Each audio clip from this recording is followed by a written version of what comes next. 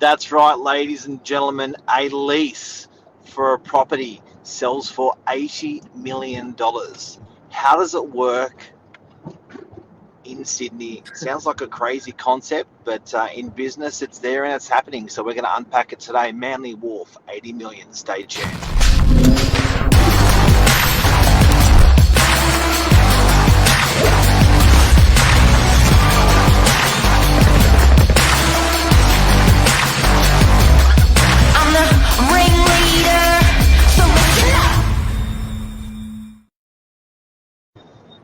This is it. There it is.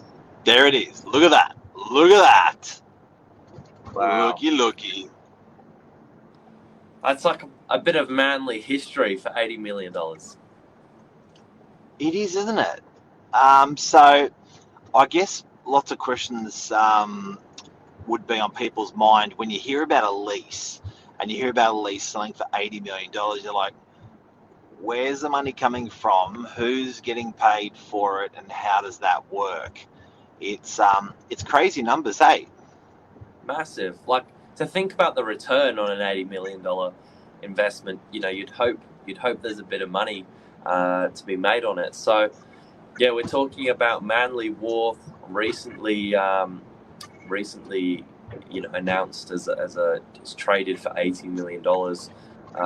It's been in the same family for a little while. They did a little bit of work with it, but I guess they've passed it on to a new family now to look after, and it'll be interesting to see what happens, because there's a little bit of work there, not only from this family that have got a great reputation for doing the same sort of line of business in Brisbane, Queensland, but also the government looking at potentially improving Manly Wharf a little bit as well.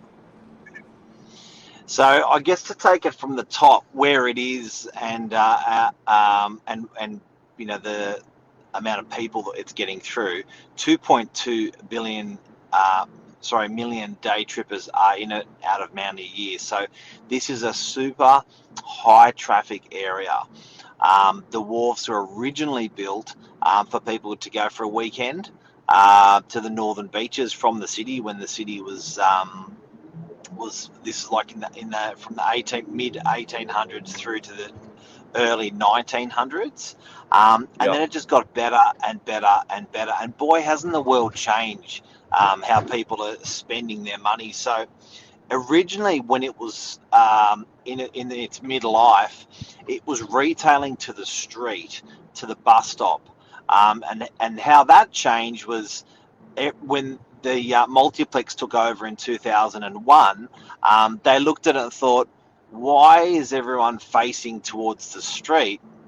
If people are, if we're going to put some restaurants and food and stuff in here, we really should be getting it firing and facing towards the harbour, which is the water, which is just beautiful. So that was a huge transformation, because they had to literally turn it back to front. Yeah, you were saying it's almost back to front, which is interesting. But this has really opened up the opportunity to house, I think there's 20 different tenancies now there on the wharf, and that ranges from everything. You've got Guzman Gomez, coffee, burgers. You've got Hugo's, which I think is probably one of the most renowned restaurants on that strip. Everything from really classy dining, wining and dining, to grab a coffee and get on the ferry and go. It's pretty huge. Now, who owns the asset, Billy? A company who formerly owned it was a company called TNG, I think. Who owns the asset? But that's recently changed. There's a family that have bought it. They still don't own the asset. Ah, there you go. Okay, so who owns it? I think it's government, isn't it? Yep. Government. So the harbour foreshore of Sydney, a lot of these facilities, even like surf clubs, these assets are owned by government. Some of them are state owned, some of them are local government owned, some of them are the foreshore. The Sydney foreshore is quite a sensitive to the community, because of its, the natural waterways have to be protected. But that's why it's being leased. So what actually happens is a lease will be passed on the property, long lease. We're talking long. So these leases can be 25 years. These leases can be 50 years. You are paying rent for the facility. And then people are literally, so I guess to be straight up, if it wasn't a lease and you were buying the actual property, you would probably could be as much as, 300, 400, 500 million dollars to buy this sort of asset if you were owning it, right? But I think the government's got there's a community element to it where it's very sensitive. You don't want to be selling assets off like that. When the government starts selling train lines and infrastructure, people get really funny about it, so they lease it. But they offer a nice long tenure, so the person who buys it can spend money on it and know that it's not going to be taken over, and they clip a rent along the way. It was purchased for $25 million in 2001 by Multiplex, to give you an idea of that sort of capital growth that it's been tracking.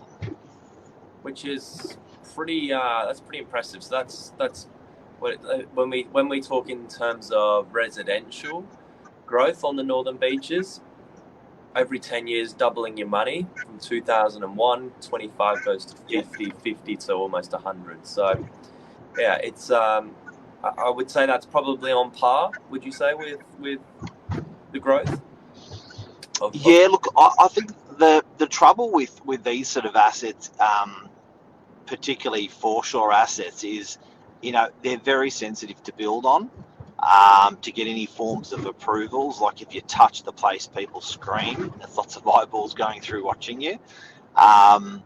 So it's very expensive doing anything. So I think, how much was the last reno they did on it, Billy Bob?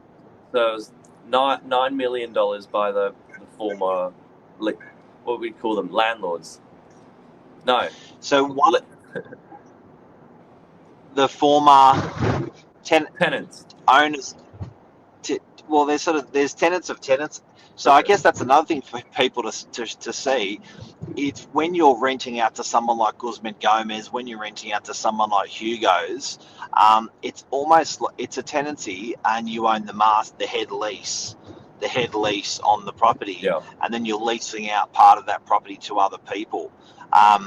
But it requires an enormous amount of capital input. Like if you look at the 25 million they put in 20 years ago, then you look at 8 or 9 million spending on renovations. I'm sure that was one of many renovations.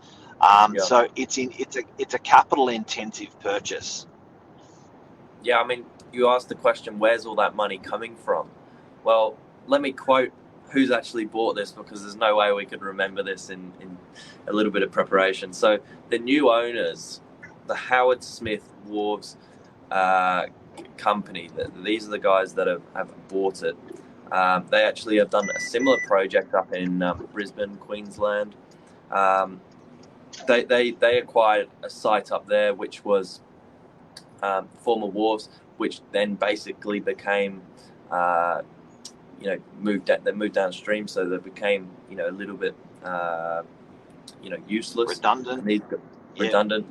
These guys set up what's similar to Manly Wharf for their local area, with restaurants, shops, accommodation, so that they've really built on, and I think they've nailed it by the sounds of things. So it'll be interesting to see what they do down in Manly.